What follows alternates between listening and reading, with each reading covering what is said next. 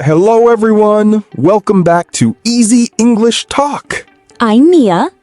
And I'm Daniel. Today, we're doing something a little different. Instead of a life topic, we're solving a very famous English grammar confusion. Yes, today's topic is borrow versus lend. Two words that confuse English learners all over the world. If you've ever said, "Can you borrow me your pen?" Don't worry, today we fix that forever. By the end of this episode, you will understand these two words perfectly, and you'll never mix them up again. Easy words, slow speaking, lots of examples and practice. Let's begin.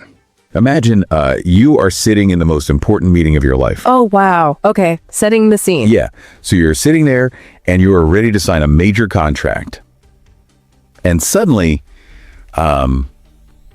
your pen just runs out of ink. Oh, that is the worst feeling. Right, it really is. So you turn to your new boss feeling a little nervous and you accidentally ask, can you borrow me your pen? Oh, Yeah, and you instantly see this this slight look of confusion on their face. I mean, you got the point across, sure, but you know something sounded just a bit off. yeah. So today, we're going to make sure that never happens to you again. It is such a relatable scenario, though. I mean, that specific mix-up, it happens every single day in boardrooms, classrooms, and coffee shops all over the world. It really does. So welcome to a specially tailored deep dive. Today, we are opening up our notes and some of our favorite excerpts from a highly regarded language guide. It's called Easy English Talk. Really great resource. It is. And our mission today is to permanently solve one of the most famous, most common confusions for English learners globally. Yes. We are mastering the exact difference between the words borrow and lend. And we're going to do it by uncovering a pretty fascinating secret about how the English language actually works. Right. And I just want to say to our listeners right now, take a deep breath. Yeah. We're going to take things nice and slow today. We will repeat key phrases, and we are going to focus on real life examples. We want this to be relaxing and, enjoyable for you. Absolutely. Because it really is a secret hiding in plain sight. Many language learners assume they are struggling with vocabulary. They think, oh, I just can't remember the word. Right. But what we discover in the pages of Easy English Talk is that this isn't just a vocabulary issue. It is a perspective issue. A perspective issue. That brings us to our core theme for today. The big aha moment, if you will. Yeah. Before we get into the grammar, we need to introduce the concept of perspective twin words. This is the idea that just changes everything. Because often when you learn a new language, you expect things to be very clearly separated, like a table is a table, Right. a chair is a chair. But when we step into the world of human actions, the English language sometimes uses two completely different words to describe the exact same event. The word changes depending entirely on where you are standing. Exactly. And that is why borrow and lend cause so much trouble. Yeah. I mean, we think of them as two different situations. But they are not. Right. They're the exact same situation. Let's break that down a bit, because we should think about why this is so hard for so many learners. In many other languages around the world, there is only one word used for this entire exchange. Oh, that's true. Yeah, like Spanish, German, and many others use a single verb whether you are the person giving the item or receiving the item.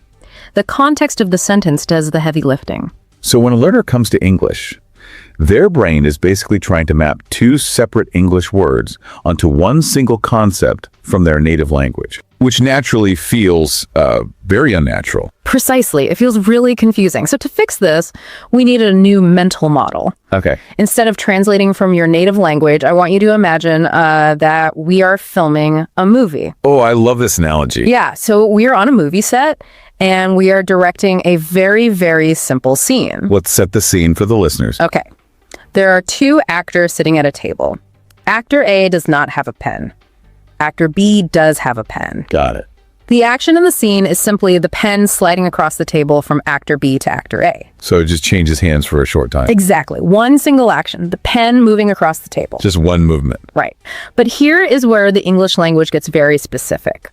The word we use depends entirely on where the director places the camera. Oh, okay. If you place the camera over the shoulder of the person receiving the pen, so you are looking at the pen moving toward them, the word for that perspective is borrow. Let me make sure I have that. The camera is on the receiver. The object, the pen, is moving toward you. So if it is moving toward you, you are borrowing. You've got it.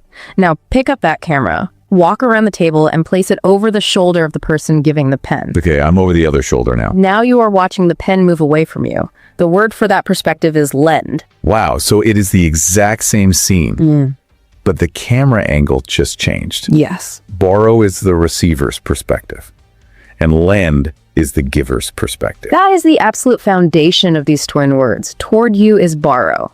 Away from you is lend. Toward me is borrow. Away from me is lend. Right. To make this stick, let's try a quick mental exercise with our listeners. Like it. We will pause for just a moment here. I want you, the listener, to think about a scenario. Imagine your friend hands you $5 to buy a coffee, and you promise to pay them back tomorrow. Okay. From your camera angle, what just happened? Did you borrow or did you lend? We will just give you a few seconds to think about it. Yeah, take your time. So if you visualize the money moving toward you, and you thought, I borrow the money, then you nailed it. Exactly. You borrowed the money because it came to you. Right. And from your friend's camera angle, Yeah. the money moved away from them. So they lent you the money. Perfect. They lent it. Okay, so the camera angles make total sense. The visual perspective is really clear now. But knowing the words is only half the battle, right? Unfortunately, yes. We have to actually build sentences with them. And that is where learners usually stumble, even if they completely understand the concepts. Building the sentence requires knowing the favorite grammar partners for these words. We are talking about prepositions. Prepositions. Small words, but they cause big headaches. Let's start with borrow. Okay. If I am receiving something, like the pen is moving toward me, where is it coming from? Well, you just used the magic word right there. I did. Yes. You said from. Borrow pairs naturally with the preposition from because you are focusing on the origin of the object. So borrow pairs with from. So for example, if my friend Tom has a car and I need it for the weekend, I borrow a car from Tom. Yes, that is a perfect sentence. I borrow a car from Tom. The focus is on you receiving it and it is originating from him. Let's do another everyday example so our listeners can practice. Okay, how about the library? You borrow a book from the library. The camera is on me. I'm holding the book, which came from the library building. Borrow from Haynes. Right. If you are listening, try saying that out loud. I borrow a book from the library. It feels good to say it out loud. Now let's switch the camera angle to the other side. Let's look at lend. When you are the one giving, the object is moving away from you. It has a destination. Right. So lend pairs naturally with the preposition to. Lend to. Exactly. So, going back to the car example. If the camera's on Tom, we say, Tom lends his car to me. Because the car is departing from Tom, with you as the destination, lend to. Tom lends to me. Got it. This feels like a really good moment to address the elephant in the room. The mistake we mentioned at the very beginning of this deep dive. The infamous, can you borrow me your pen? Oh, yes. Why is that such a common mistake? It is not just random, is it? Not at all. It is actually a very logical error. Really? Yeah, I mean, when a learner says, can you borrow me your pen, their brain is doing something quite sophisticated, but it just gets slightly tangled. Walk me through the psychology of that mistake, because I want our listeners to know they aren't just making a silly error. Of course. Well, the speaker wants to receive the pen, right? Right. Their camera angle is focused on receiving, so their brain correctly pulls the word borrow. So far, so good. They want to borrow. However, they also want to ask the other person to perform the action. In English, when we ask someone to do something for us, we often put the person's pronoun right after the verb. Oh, I see. Like when you say, help me. Right. Or tell me. Or give me. Okay, I see where this is going. Yeah. The structure for the giving perspective is lend me. But the learner's brain has already selected the receiving word, borrow. So they plug borrow into the grammar structure for giving. Wow. They combine the two perspectives and say, borrow me. It is a grammatical car crash. It really is. They are basically telling the other person to receive the pen while trying to ask them to give the pen. That is exactly what is happening. You cannot borrow something for yourself by asking the other person to borrow it. Okay, that makes perfect sense when you explain it like that. So how do we untangle this for our listeners? What are the clean, correct ways to ask for that pen in a meeting? You have two perfect options depending on which camera angle you want to use. Okay, option one. Option one, keep the camera on yourself, focus on receiving. You ask, can I borrow your pen? Can I borrow your pen? Yes, this emphasizes your action. Let's repeat that for everyone listening. Can I borrow your pen? Perfect. Now, option 2, move the camera to your colleague. Focus on them giving. You ask, can you lend me your pen? Can you lend me your pen? Right, that emphasizes their action. So both questions get the same result. Yeah. You get to write with the pen, but the grammar stays clean. Can I borrow or can you lend? Exactly. Before we move away from the basic grammar, we should probably quickly touch on the past tense. Oh, good idea. This is another small area where learners sometimes trip up, especially in spoken English. Let's hear it. How do we put these in the past? Well, the past tense of borrow is very friendly. It is regular. You just add an ed sound at the end. Borrow becomes borrowed. Borrowed. So yesterday I borrowed a book. Simple enough. Very simple. But lend is irregular. Uh-oh. Yeah. The past tense is not lended. That is a very common guess, and it makes sense, but it is incorrect. Lend becomes lent, spelled L-E-N-T. Lent. Lent. Yeah. So I lent my car to my brother last weekend. Perfect. I lent. That is good to keep in mind. So we have a really solid grasp on the physical exchange of everyday objects between friends. The free exchange. Right. But the guide, Easy English Talk, points out that once we understand borrow and lend, we really need to meet the rest of their vocabulary family. Yes, we do. Because if borrowing and lending are based on this casual free exchange between friends, we have to ask, well, what happens to the arrow when official businesses or money enter the picture? The vocabulary shifts completely. Let's start with the word loan, spelled L-O-A-N, loan. A loan is fundamentally the same action as lending. It is giving something temporarily, but the context changes a lot. How so?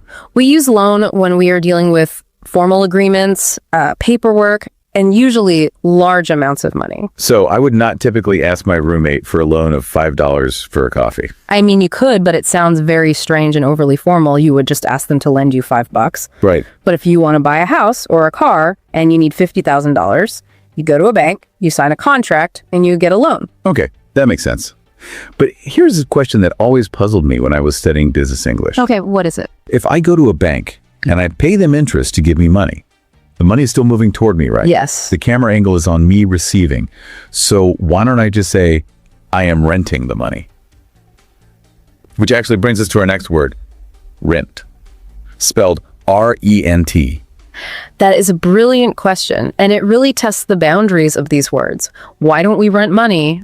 It comes down to the nature of the object itself. Okay, let's unpack that for the listeners. When you rent something, you are paying money to use a specific physical object or specific space for a short time. Right.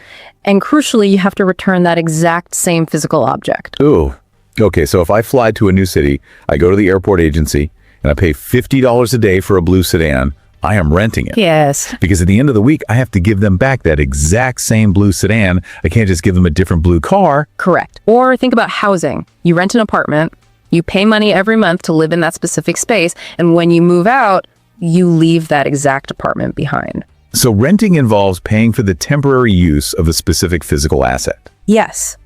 But with a loan of money from a bank, you don't return the exact same $20 bills that the bank handed to you. Oh, right. I don't give them back the same paper money. No, you return the equivalent value. That is a huge distinction. Yeah. So borrow and lend are free exchanges. Renting is paying to use a specific physical object which you must return. Yes. And a loan is a formal agreement, usually for money, where you return the equivalent value. You've got it completely. Which brings us to the final member of this vocabulary family. The word owe, spelled O-W-E-O. Oh.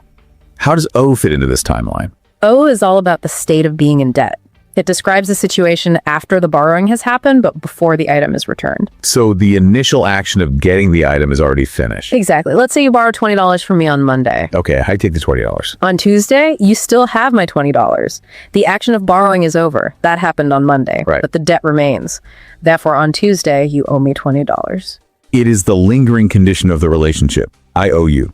Yes. And we use this for favors too, right? Not just money. Absolutely, we do. If I spend my entire Saturday helping you paint your living room, you might look at me at the end of the day and say, wow, I really owe you a favor. Meaning, I recognize that I am in your debt. And in the future, when you need help, I am obligated to balance the scales. Exactly. It is a really great phrase for building strong relationships. I owe you one. I owe you one. I like that. We have spent a lot of time in the physical, literal world so far. Pens, cars, houses, and $20 bills. True. But my absolute favorite part of the easy English talk notes is when we move into the abstract. The English language just loves to take these transactional words and use them poetically. Idioms are the color and personality of language. They take a literal mechanism like a debt that must be repaid and apply it to emotional or abstract situations. Let's explore 4 of the most common idioms that use our twin words. It's good. We will start with a very dramatic one. Borrowed time. Living on borrowed time. This is a profound expression. It is usually used when talking about health or luck, often after someone survives a close call or a terrible accident. Well, why do we use the word borrowed? What is the mechanism there? Well, think about what borrowing means at its core. It implies a debt, right? Right. It means you have something that does not truly belong to you, and eventually the owner will come to collect it. So if someone survives a severe illness against all odds, and they say, every day feels like I am living on borrowed time. Yes. They mean they feel like they were supposed to run out of time. Exactly. The universe or fate or whatever you believe in gave them an extension. Wow. But because it is borrowed, there is an underlying feeling that one day the universe will return to collect the debt. The time must eventually be given back. It adds such a deep layer of meaning rather than just saying, I am lucky to be alive. It really has a sense of fragility to it. It does. It is very poetic. Oh. Now let's look at something much later. Idiom number 2, lend a hand. This one always gives me a funny mental image. Because if we look at it literally, it sounds like a horror movie. Right. You were detaching your hand and giving it to someone. Thankfully, idiomatic English allows you to keep all your limbs attached. Well, that is a relief. So what are we actually lending here? When you say, let me lend a hand, you are offering your effort, your energy, or your physical strength to someone else for a short time. Okay, so the camera angle is on me, the giver. I am taking my energy, moving it away from myself, and directing it toward you to help you carry some heavy boxes. And once the boxes are moved, you take your energy back. You only lent it. It is a very warm, casual way to offer assistance. It really is. Very similar to our third idiom, which is lend an ear. Lend an ear. Again, keep your ears on your head. Please. Yes. To lend an ear means to give someone your attention and your empathy. We use this specifically when someone needs emotional support. So if I have a colleague who is incredibly stressed about a big presentation and they live overwhelmed, I might pull them aside and say, hey, if you need a vent, I am always happy to lend an ear. Exactly. You are telling them, I will stop focusing on my own problems, I will direct my attention to you, and I will truly listen. You are lending them your focus. It is much more comforting than just saying, I will listen to you. It implies a dedicated gift of time. Yeah, it's very kind. Okay, our final idiom. This one flips back to the receiving perspective. Borrow trouble. Don't borrow trouble. Yes, this is a piece of advice we all need to hear sometimes. What does it mean to borrow trouble? How can you receive a problem? It means to worry about negative things that have not actually happened yet. Oh, okay. So if I am going on a vacation next month and I am already stressing today that it might rain every single day, I am there. You are borrowing trouble. I see. Think about the mechanics of the phrase.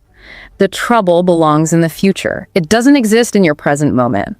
But by worrying about it, you are reaching into the future, grabbing that anxiety and pulling it toward you into the present. I am bringing the arrow of stress right at my own chest. Exactly. You are taking on a burden that you don't need to carry yet. You are suffering before it is necessary. So a good friend will look at you and say, stop borrowing trouble, pack an umbrella, and let's just wait and see. That makes so much psychological sense. The imagery of pulling a future problem into the present is so vivid. Yeah. This is exactly why I love idioms. They aren't just vocabulary to memorize. They are tiny philosophies about how humans experience the world. They absolutely are. And, using phrases like lend a hand or avoiding borrowing trouble, it will immediately elevate your English. For sure. It moves you from sounding like a textbook to sounding like a native speaker. Well, we have covered a vast landscape today, from a simple pen moving across a table to the philosophy of time and debt. We really have. Let's gather all these tools and do a final review to make sure our listeners feel completely confident. Okay. The best way to review is to return to the core concept, the camera angle. Right. If you take away one thing from this deep dive, remember that borrow and lend are not two different situations. No. They are the same action viewed from two different sides. If the camera is over your shoulder and the object is moving toward you, you are receiving. The word is borrow. Borrow. And because it originates somewhere else, borrow pairs with the preposition from. You borrow a pen from a friend. And if the camera is over the other person's shoulder and the object is moving away from you, you are giving. The word is lend. Lend. And because it has a destination, lend pairs with the preposition to. You lend your pen to a friend. Perfect. And remember that past tense difference. Borrowed is regular, but lend becomes lent. L-E-N-T. Lent. Got it. And when money and business get involved, the vocabulary expands. If you pay to temporarily use a physical object like a car or an apartment, you rent it. Right.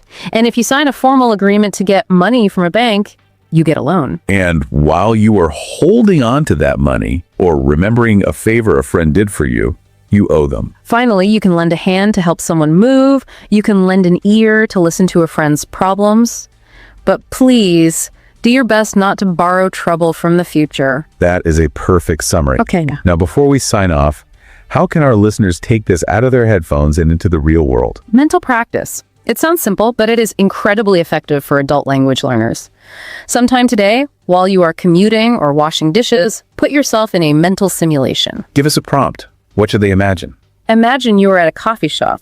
Your phone battery is at 1%. Oh, an emergency. Right. You see a friendly-looking person at the next table with a portable charger. Take a few seconds and construct the sentence in your head using the receiving perspective. Let me try. The camera is on me. I want the charger moving toward me. I would walk up and say, "Excuse me, could I borrow your charger for 10 minutes?" Perfect. Now imagine you are the person at the table. You are feeling generous. The camera flips to the giving perspective. I would smile and say, "Of course, I'd be happy to lend it to you." Exactly. Listeners, do this exercise today. Speak the sentences out loud to yourself. Yes, out loud. Training your mouth to form the words physically builds the neural pathways you need to speak confidently under pressure. It really works. No more borrow me mistakes in the boardroom. Never again. Well, as we bring this deep dive to a close, I want to leave you with one final thought to mull over. Okay. We opened today by introducing the concept of perspective twin words. Words that describe the exact same action from different camera angles. Borrow and lend belong to this very special linguistic family. But they are not the only ones. Think about the environment we are in right now, the educational space. The exchange of knowledge is one single action. Right. But depending on the camera angle, one person is teaching and the other person is learning. Oh, that is a beautiful connection. Teach and learn are perspective twin words. Or think about a market.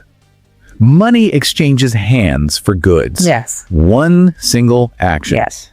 But one person is selling and the other person is buying. Selling and buying, push and pull. The English language is full of these pairs. It changes the way you look at vocabulary, doesn't it? Vocabulary isn't just a boring list of objects to memorize.